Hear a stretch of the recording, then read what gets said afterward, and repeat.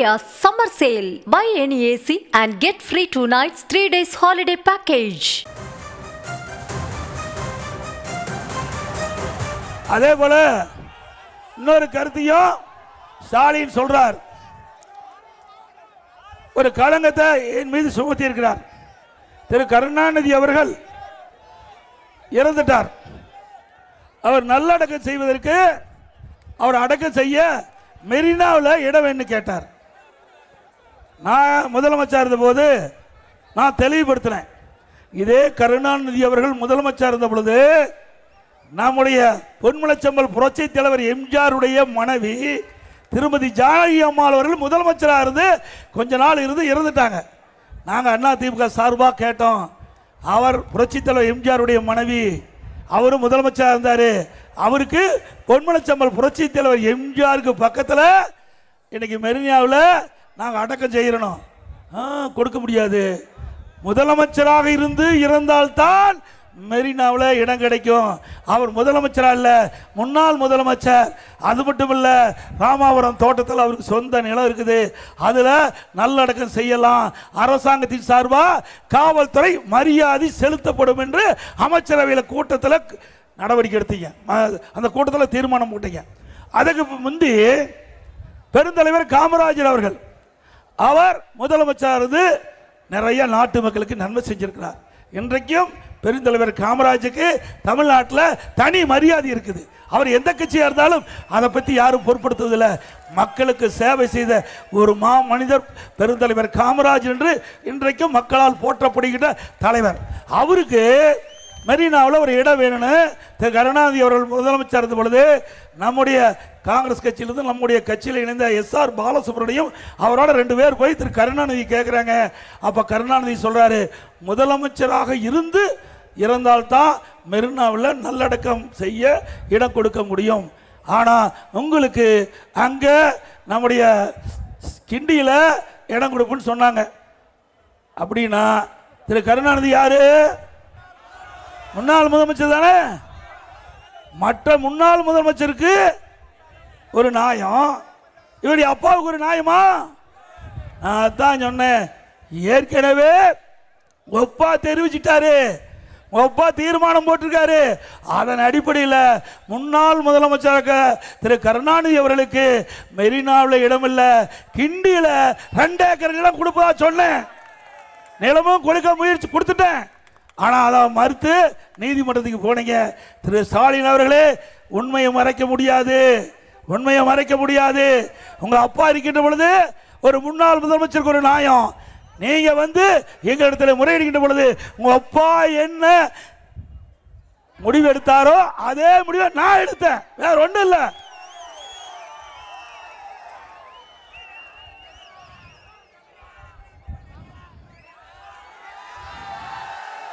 அப்புறம் இங்க இருக்கிற நெடுஞ்சாலைத்துறை அமைச்சர் திரு ஏவா வேலு அவர்கள், அவர் வந்து ஒரு ரொம்ப நாளா அண்ணா திமுக அடையாளம் காட்டணும். இப்போ பாதி பேர் அண்ணா திமுக தானே திமுக இருக்கிறாங்க. திமுக யார் இருக்கிறா? இப்போ அண்ணா திமுக 8 அமைச்சர் இருக்கிறாங்க. அண்ணா திமுக இருந்து போய் 8 அமைச்சர் இருக்கிறாங்க. 19 பேர் அண்ணா திமுக இருந்து போய் திமுகவில் எம்எல்ஏவுக்கு நிற்கிறாங்க. இதுதான் இந்த கட்சியுடைய நிலவரம். இப்போ அண்மையில் 2 நாளைக்கு முந்தைய நான் பத்திரிகையில் பார்த்தேன். திரு ஏவா வேலு அவர்கள் திருவண்ணாமலையில் போட்டியிடுகிறார் திமுக சார்பா. அவரை பக்கத்தில் நிற்க வச்சு உதயநிதி வந்து அவருக்கு ஓட்டு கேட்கிறார். பரிதாபமான நிலை. யாருக்கு யார் ஓட்டு கேட்கிறா?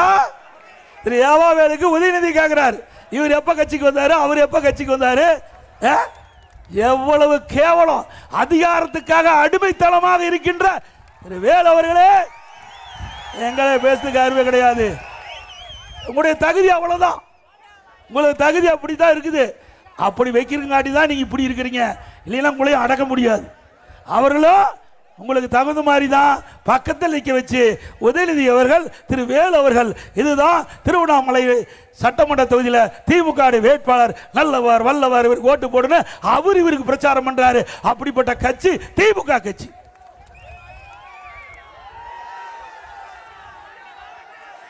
அதோட இன்றைய தினம்